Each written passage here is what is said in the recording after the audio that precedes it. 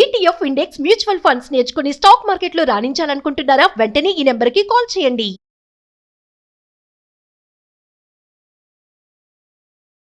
గురుగారు నమస్కారం అండి. శుభమస్తు తల్లి. గురుగారు, ఇప్పుడు మనం ఎక్కువగా వింటూ ఉంటాం ప్రయోగాలు అంటే బ్లాక్ మ్యాజిక్ మీద కానీ లేదంటే ఇట్లా చేతబడులు అని అంటూ ఉంటారు రకరకాలుగా. అంటే కొంతమంది చెడు ప్రయోగాలు చేస్తుంటారు, కొంతమంది మంచి సంకల్పంతో కూడా చేస్తారు. కానీ ఇలాంటివి ఏమైనా చేసినప్పుడు వాళ్ళ సంకల్పాలు నిజంగానే అవి నెరవేరుతాయి అంటారా? అసలు మీరు అవి అంత స్ట్రాంగ్ అంటారా? అంటే వారు చేసే పూజలు ప్రయోగాలు ఎఫెక్ట్ అవుతాయి, టెంపరీ, పర్మనెంట్ కాదు. వాళ్ళ విద్యలు నేర్చుకొని ఉంటారు కదా. అంటే చాలా మంది హెల్త్ క్రియేట్ చేసేస్తారు, హెల్త్ ఇష్యూస్ వచ్చి వాళ్ళ కొన్నిసార్లు వీలుంది. కానీ మనం తెలుసుకోవాల్సిన విషయం ఏమిటంటే ప్రయోగాలు ఎవరు చేసినా ఆ చేసే వాళ్ళకి మనస్సు కనుకుంటే ఒకరి చెడు కోరరు, డబ్బుకు ఆశపడి. డబ్బుల కోసమేగా చేసేది చాలా మంది ఇదే ఈర్షతోటో ఇదొక పెట్టుకున్నారు. ఈ చేసేవాళ్ళు ఎవరైనా కూడా ఆ తండ్రులు, ఆ గొప్పవాళ్ళు, ఆ మహిమాన్వితులు మానవులు, తోటి మానవుల మీద దయదలిచి ఈ డబ్బుల కోసం ఇతరుల మీద ప్రయోగాలు చేయకుండా మంచి కోసం, బాగుపడడం కోసం, వాళ్ళ భవిష్యత్తు ఉజ్వలంగా ఉండడం కోసం చదువు రాని వాడికి చదువు వచ్చేటట్టు చేయండి, తప్పు లేదు. కరెక్ట్. మంచి థాట్స్, వాళ్ళ గుణాల్ని పెంపొందించడానికి మీ ప్రయోగాలు చేయండి, అంటే మీ సంకల్పాలు. కరెక్ట్. తర్వాత ఏదైనా దోషాలు ఉంటే నివృత్తి చేయండి, చాలా సంతోషం.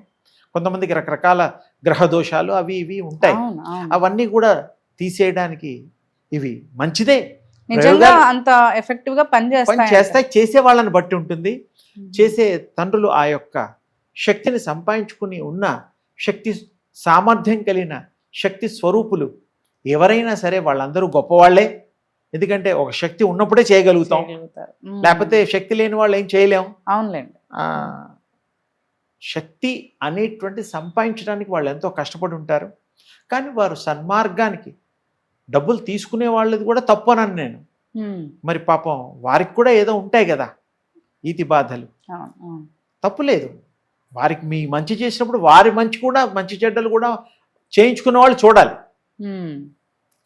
ఊరికే పాపం ఎవరు కూడా ఎంతో కష్టం పడి వ్యయ ప్రయాసాలకు ఓడ్చి చేయాల్సి వస్తుంది.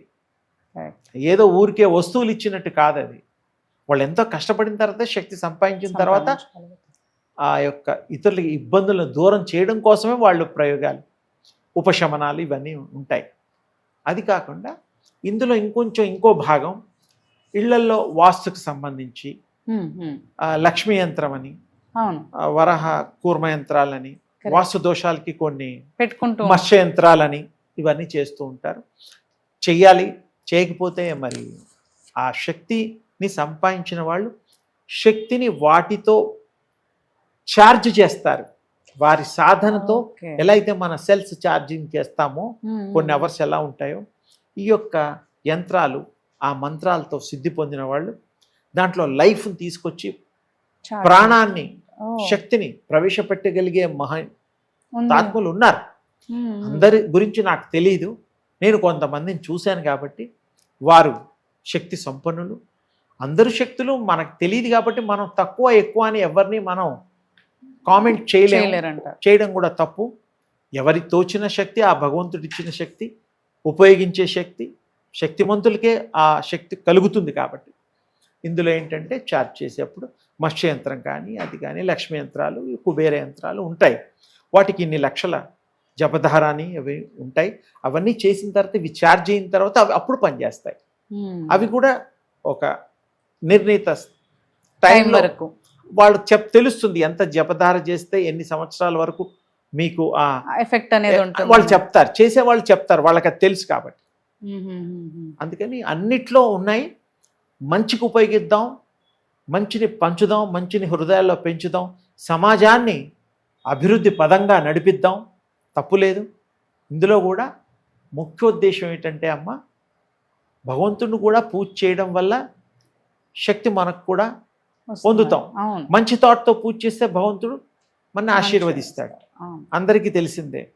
వీటిలో కూడా ఏంటంటే ప్రయోగాలు కూడా అది మంచికి ఉపయోగిస్తే సర్వజనావళికి సుభిక్షం కోసం, దేశ సౌభాగ్యం కోసం, సంఘ సౌభాగ్యం కోసం ఉపయోగిస్తే వాళ్ళు కూడా మహా ఋషులు అవుతారు, దేవుళ్ళు అవుతారు. చేసేవాళ్ళు అందరూ చెయ్యొచ్చు, వచ్చిన వాళ్ళు విద్య అది మంచిగా ఉపయోగిద్దాం. ఈ యొక్క ఇంకో రకంగా ఉపయోగించకుండా చెడుకి కాకుండా మంచి మంచి చేయడానికి చేస్తే ఉపయోగిస్తే వాళ్ళు మంచిది దేవుళ్ళే అయిపోతారు. గుళ్ళల్లో ఉండే దేవుళ్ళ కంటే మీరు గొప్పవాళ్ళు తండ్రులు. Correct. ఈ తండ్రులు వాళ్ళకంటే గొప్పవాళ్ళు, మీకు చేసి చూపిస్తున్నారు కదా, అవును. సాక్ష్యం చూపిస్తున్నారు. అందుకని వాళ్ళకి ప్రణమిల్లాల్సిందే. వాళ్ళు గొప్పతనాన్ని మనం చేసే వాళ్ళ గొప్పతనాన్ని మనం ఒప్పుకోవాల్సిందే. ఉన్నారు తండ్రులు, చాలామంది తల్లులు కూడా ఉన్నారు చేసేవాళ్ళు. మరి అందరికీ అందరూ తెలియకపోవచ్చు. ఎవరన్నా పలానా వాళ్ళు ఉన్నారని 10 మందికి మంచి చేస్తే ఆ వాళ్ళు ప్రాముఖ్యంలోకి వస్తారు, ప్రఖ్యాతి గాంచుతారు. అవును. అంతకంటే ఏం లేదు. ఇవి ఉన్నాయి, బలులు కూడా ఉన్నాయి, ఇవి కూడా ఉన్నాయి, ప్రయోగాలు ఉన్నాయి.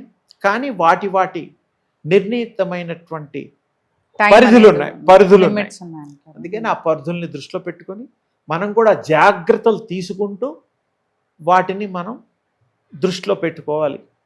చేసేవాళ్ళు కానీ చేయించుకునేవాళ్ళు కానీ. కానీ శక్తిమంతులు మాత్రమే చేయగలుగుతారు, శక్తిహీనులు చేయలేరు.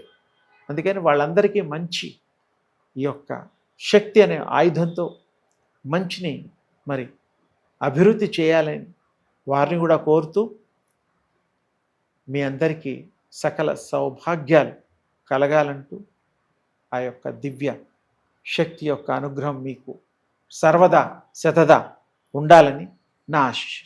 ధన్యవాదాలు గురుగారు.